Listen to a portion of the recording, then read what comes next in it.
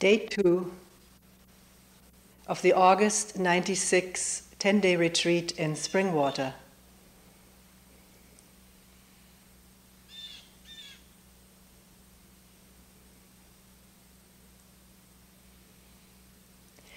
Let me say something briefly about questions that come up in meetings and resurface in a talk. I don't remember these questions verbatim.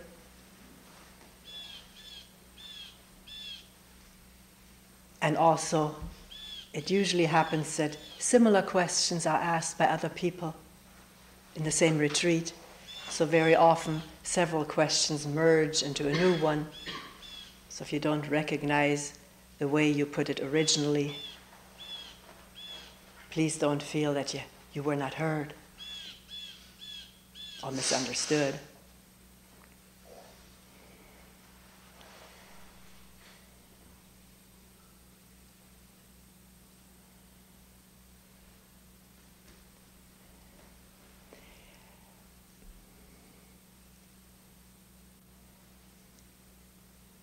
This moment-to-moment sitting, which we've also called the work of this moment, or the no work of this moment,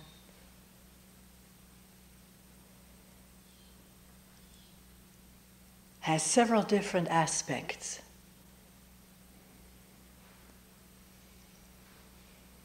We touched upon it briefly yesterday.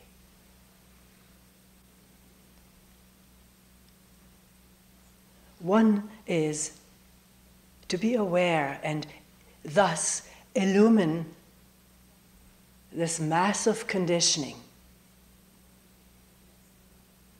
which we call our life, the habits that have formed over time, which includes the time that it formed in our ancestors, the memories, the fears and defensiveness of ideas about ourselves that are cherished, to which a deep attachment has grown, to the idea of me, my life, my story, my history, my race, my ethnic group, religious affiliation. The defensiveness of it, the aggressiveness that may come up, or anger when we feel attacked. We feel attacked because we're identified with so many ideas about ourselves and our group. To discover that, to illuminate it intelligently, so that there is a growing wisdom about how we live, not just how I live, but how I live so you live. These are the same processes which envelop and encrust us.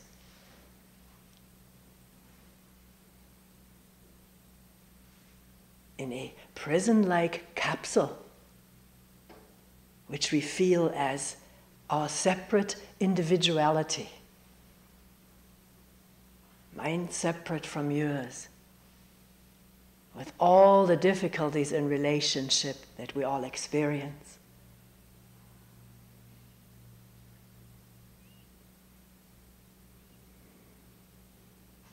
To illuminate the fears and angers, the despair, not just sitting with it,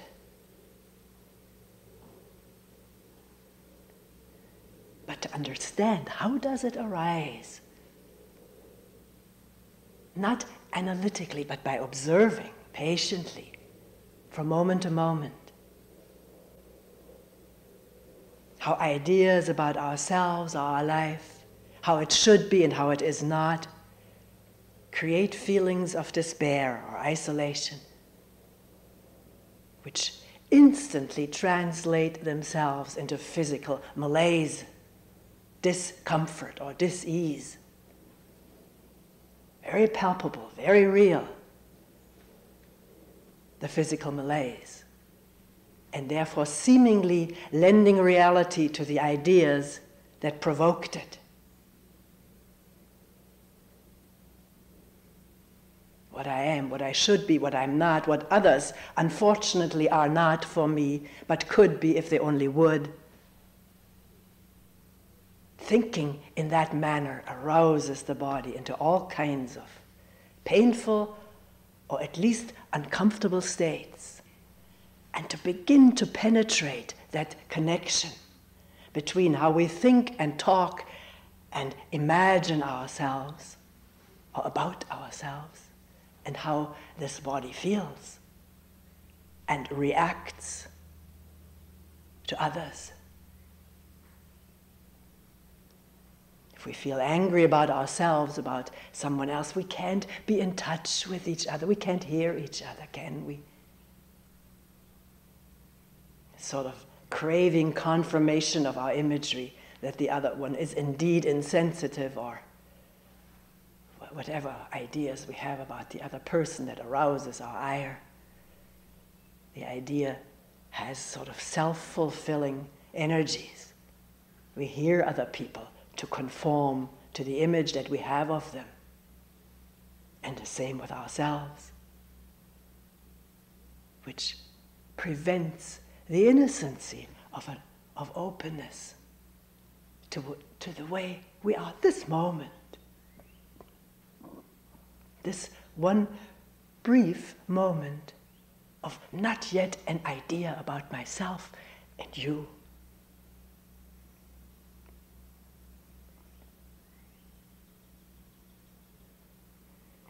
There's no way of getting around illuminating what binds us and sorrows us, keeps us in conflict with ourselves and each other. That needs to be seen through, understood deeply. And the best place to understand it is in oneself, by watching carefully and patiently. Not just impatient with the state we find ourselves in, which is the first reaction, either impatience or frustration or boredom. Boredom meaning I want something more exciting to happen. But maybe shifting from impatience or boredom or frustration with how we feel to, as it were, turn the light on. What is going on? A moment of stopping with what's going on, frustrating or complaining, story writing, and wondering what is happening. It's a total shift in attention, which does not exclude the chirping of insects, calling of birds, the breathing inside and all around one, and wondering what it is that is so upsetting or fear arousing. Not analytically, but existentially, this moment, being with it and wondering, how does it all arise? How is it perpetuated? Maybe it was missed, the thought that triggered the anger or the fear. And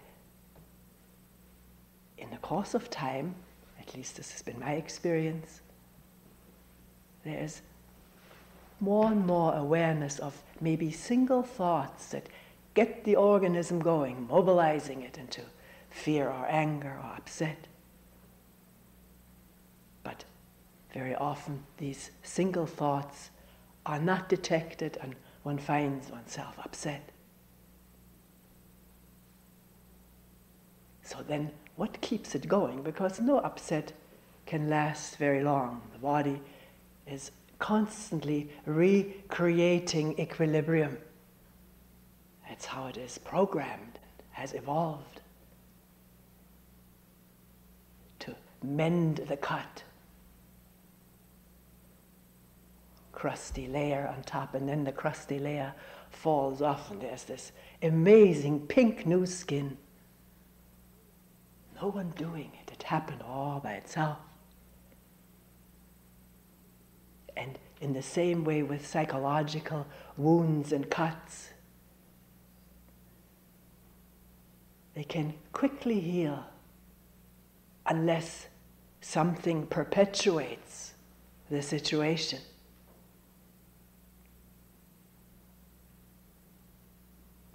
Keeps the irritation going. And so even though one missed what started it, one maybe discover what keeps it going. And usually it is telling oneself what happened, how unfair it is, how outrageous, how sad. To really focus on the way we tell stories to ourselves about ourselves and each other, which keep us excited, positively or negatively.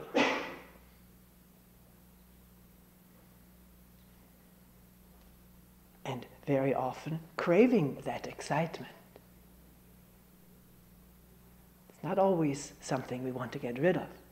As a matter of fact, very often, at some point in a retreat, people will state that they're much more interested and engaged in their fantasy and thoughts than in this moment of a few cicadas or birds or a little bit of heat. So what? Keep the story going, like turning the video on. And this is not said judgmentally. I may sound this way. We talked about it yesterday, the intensity and coloration of language and our accustomed ways of feeling criticized or chided or sermonized to project this onto me. I'm not saying don't have these videos on, but watch it, be aware of it. Because something much more powerful than any sermon is the wisdom of awareness, seeing through something and spreading space and light and quietness and understanding.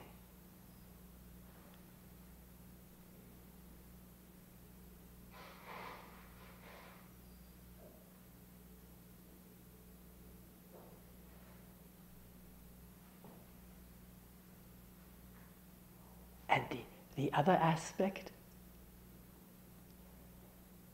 is it's not unconnected to what we just described. Because to watch, observe, to witness or listen what is happening inside and around ourselves takes at least instance of a non-judgmental, quiet mind, which it is naturally before the judgment kicks in, which is very quick, very fast.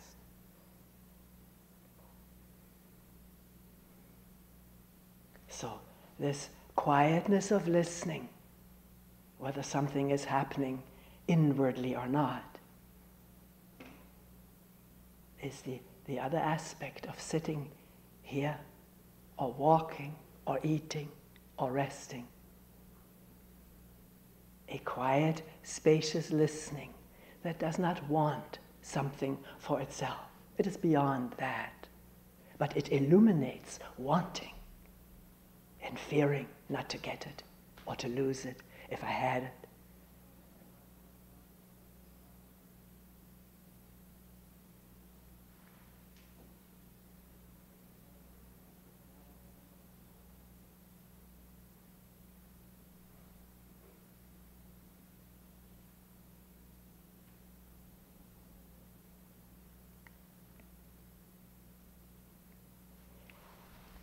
Let us go to a question, what that was asked yesterday in a group meeting.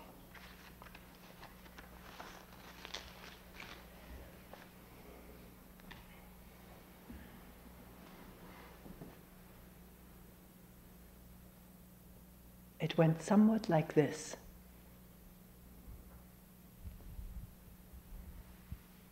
I want some meaning in my life, and not just in my personal life, but in the world around me, which I don't find.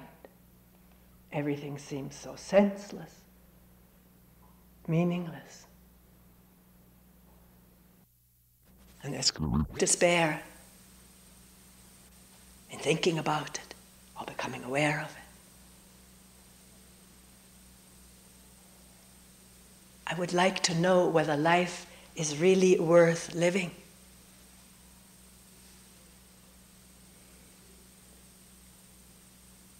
A lot of doubts in my mind whether it is or not.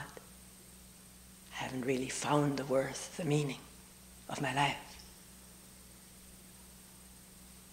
And then I hear you, Toni, speak during a talk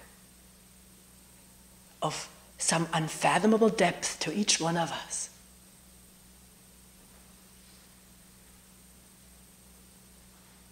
Which really connects all of us. Because it's the same for all of us. And I haven't experienced that, but I want that. That's what I want here.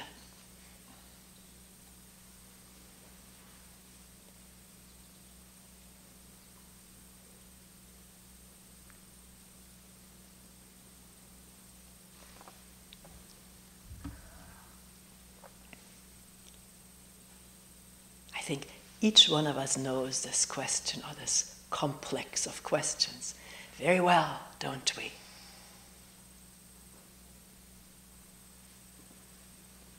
The person also said, I've been deconstructing in this meditation work, deconstructing this and that, and this and that, and the spiritual work. And what I'm left with is a little crummy, empty nothing.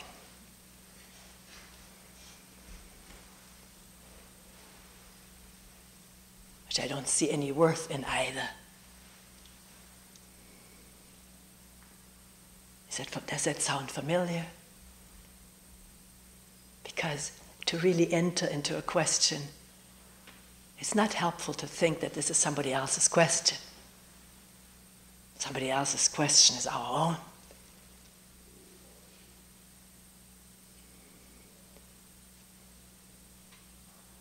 If one is open and observant, one has come upon these doubts and despairs. Sometimes already early on in one's life, as was the case in my life with air raids and persecutions.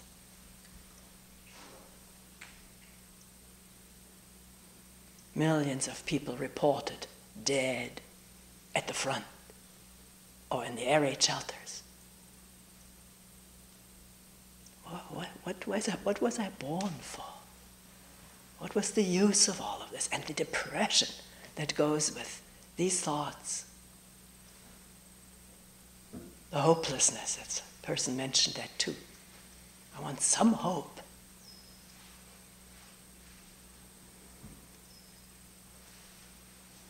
So how does one work with this state of being? Which may briefly go away. One person said, if you're sweaty and you step into a shower and wash it all off, do you think about the meaning of life?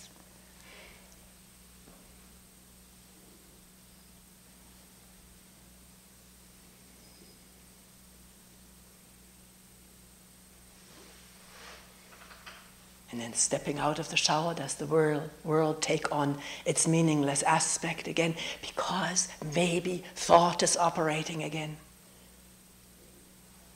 sabotaging a momentary state of no discontent, no doubt, just presence, nowness, here-ness, witness. To watch that very carefully.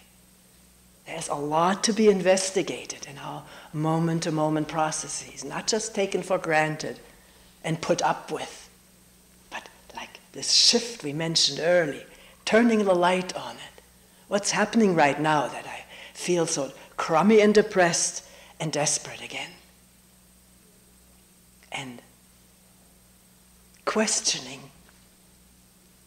the fact that one takes these states so seriously, questioning that. We take our momentary states for eternity. That's what thought manages to do, because it says this is going to be like this forever, or this is how life is, or this is how you are. So, not to underestimate the power of thought, and yet this marvelous possibility to question it all, not to buy it, even though it seems to be my own thoughts. There, of course, the question, who is the owner of it? But that we'll leave for another time.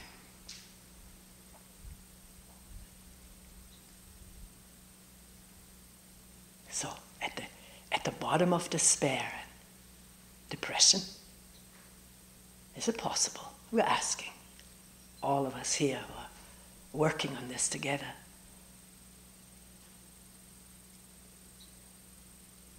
Not just sit with it.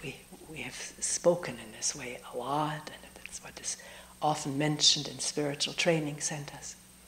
Be with it, sit with it, be one with it. And there's a great wisdom to it if the being with it takes the place of depressive thoughts. If being here with chirping insects and the body manifesting depression or despair, it takes the place of these continuously, what's the word, inflammatory thoughts.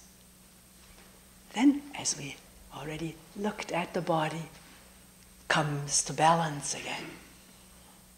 And a body not manifesting depressive or despairing symptoms also does not generate depressive thoughts. It works both ways. Depressive thoughts generating depressive feelings, and depressive feelings communicating to the brain that there's something to be depressed about and think about it. One can always find something.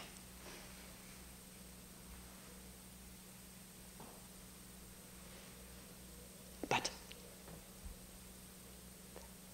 in addition or beyond being with it, replacing the thoughts with a state of quiet, which is no small feat. It may not happen easily. It happens easier in a retreat with many people working in the same manner, coming together, sharing energies. And the gathering of energies that happen in quietness, no talking, not our usual, very wasteful and energy expending activities, allow energy to gather. So that makes it easier to be with our changing temporary states, which means replacing those and what keeps them going with stillness and listening and being in the midst of insects and hot and cool air and trees waving or stilling.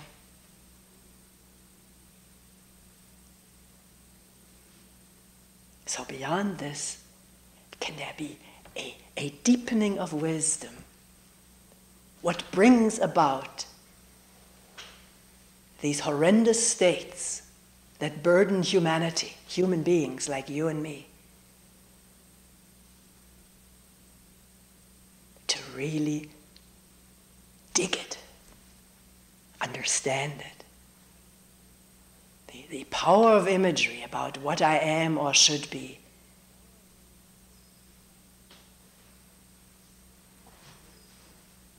The power of the imagery of my group, my race, or my gang,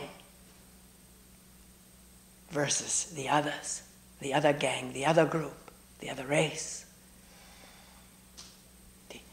one can examine all of this in oneself and in observing neutrally, not with a vengeance or punitively, what goes on in other human beings who often we call criminals,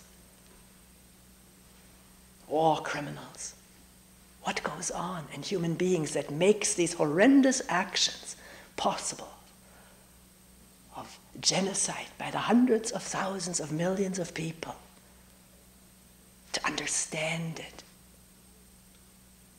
as one lives wisely, attentively with oneself and each other in small circles.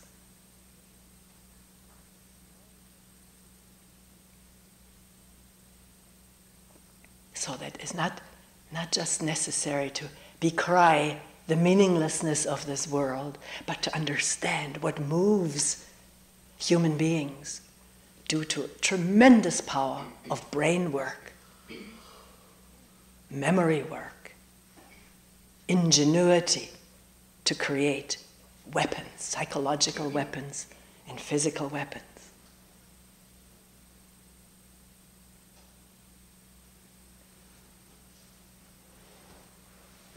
I'm always in utter awe over the power of vengeful feelings in people. To get the satisfaction to kill the perpetrator. And until that's happened, I will have no peace, people say. Amazing, isn't it? Maybe you don't find it amazing. Maybe you do.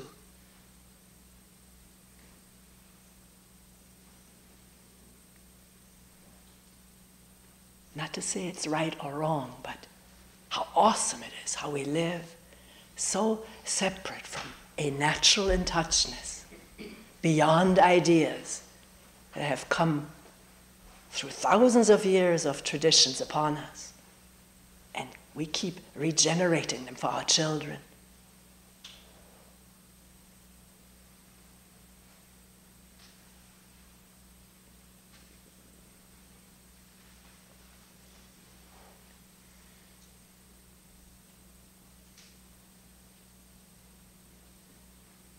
Of course, with the same, almost the same energy, maybe not the same magnitude, with which we create a war machinery, we also try to help each other, save each other.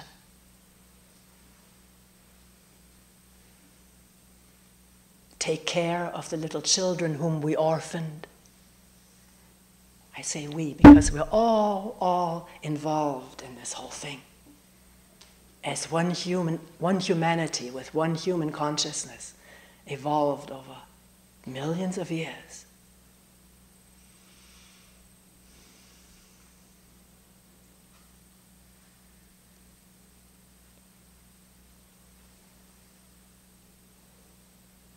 Human beings do tremendous things to help each other, often in very unspectacular ways,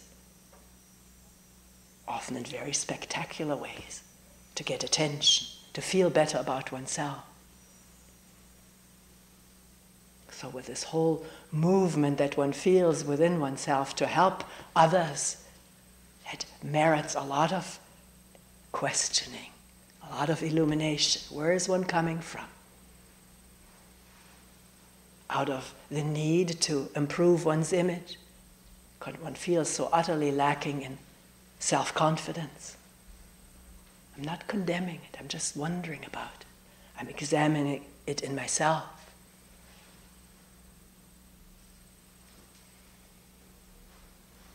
Or is there possibility of an urge to help in human beings which is not based on trying to improve oneself or satisfy oneself, just arising out of the given situation, doing what needs to be done without a doer who wants to reap merit, gratitude.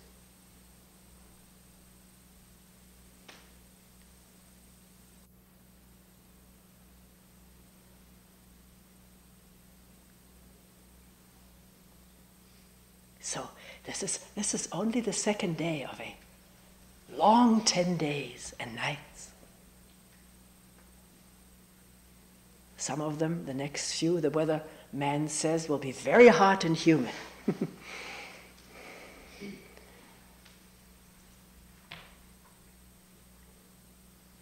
To be with our whatever, unhappiness or despair, depression, fear, wanting, desires. But not just sort of develop a mechanical system or practice to be with all that stuff, but an intelligently eye and ear to watching how it arises, how it mushrooms, and how it may fade away in the absence of supporting thinking about it.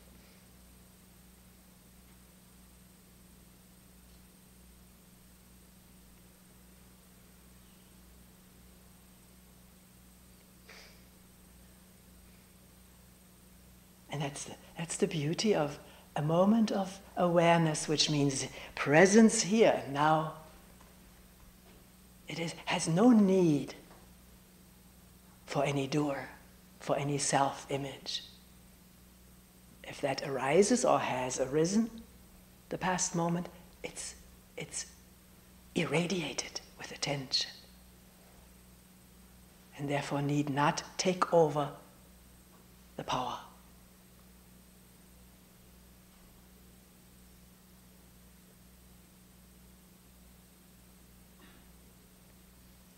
And in being for a few days increasingly aware or attentive, not as a practice, because that needs the constant activity of the doer, which is the reinforcement of the doer.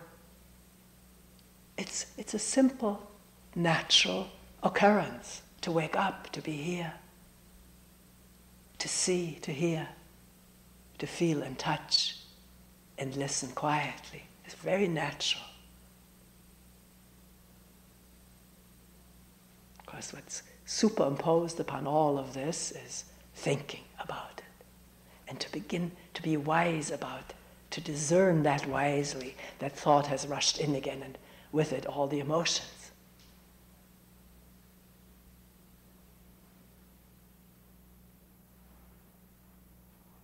And not to have conclusions about that this will last forever, or this is what I am, or this is what I am not. Just to live through it unscathed. Attention cannot be scathed. It's always free and open and there, even if we don't think so.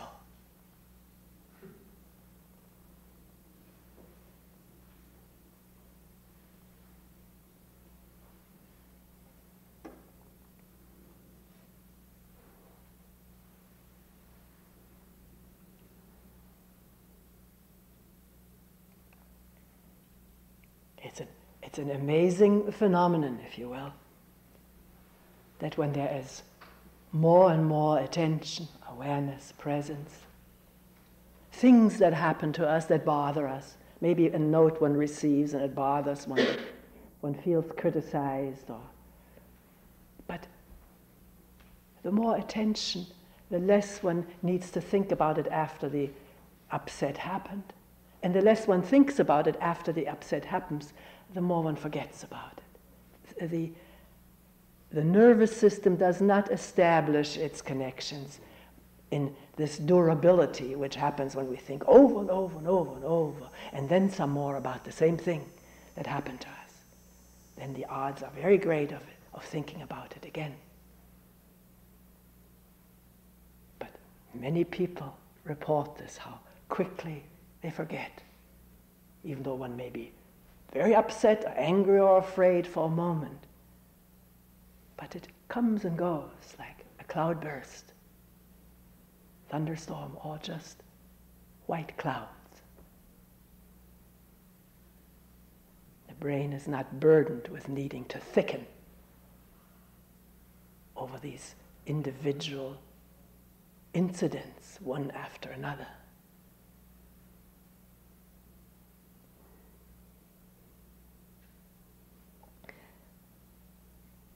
just want to say a brief word about self-consciousness, because it has come up. And it often comes up when people sit in the solarium waiting for a meeting, and then maybe it's their turn to go in. And then there's self-consciousness, or heart is beating. Sometimes people say, I don't know why it's beating. I know you. I know we're friends, and still this heart is beating. If one doesn't know each other so well, all kinds of ideas. But self-consciousness in particular, which is really a good thing to keep observing, is what? When we say, I'm so self-conscious about coming in here, talking to you, or starting a question in a group, or maybe not starting a question in a group because I'm so self-conscious. What do we mean by it?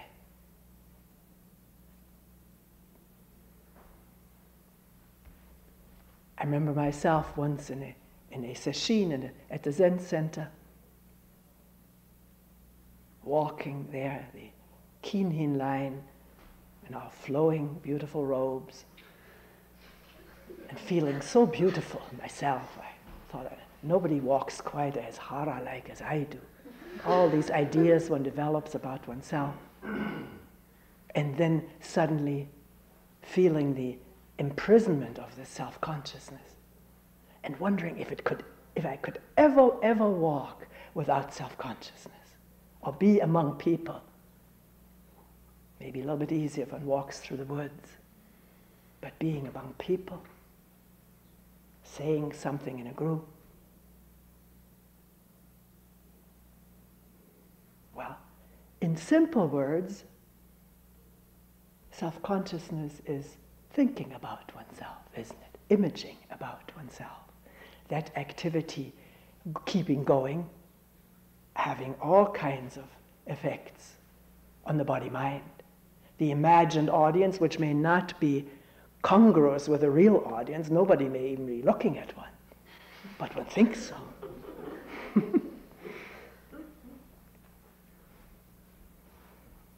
And wonder of wonders, it is possible for self-consciousness to abate, which is the same as thoughts quieting down.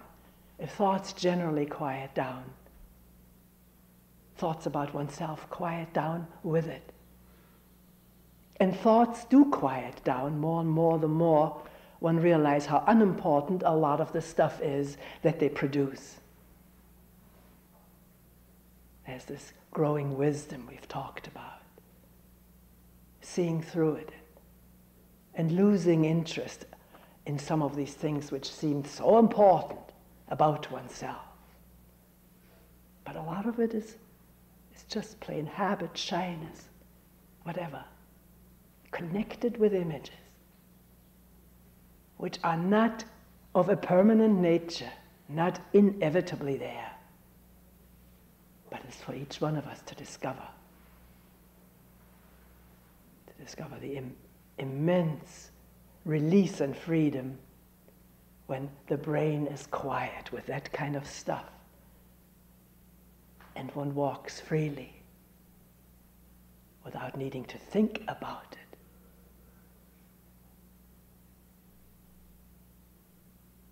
And yet, if this happens as fear or self-consciousness in coming into the meeting room, it doesn't incapacitate one, does it?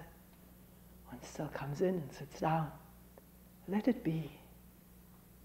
Not make a fuss over our different states of being. Then they can abate very quickly on their own. Give way to just simple presence.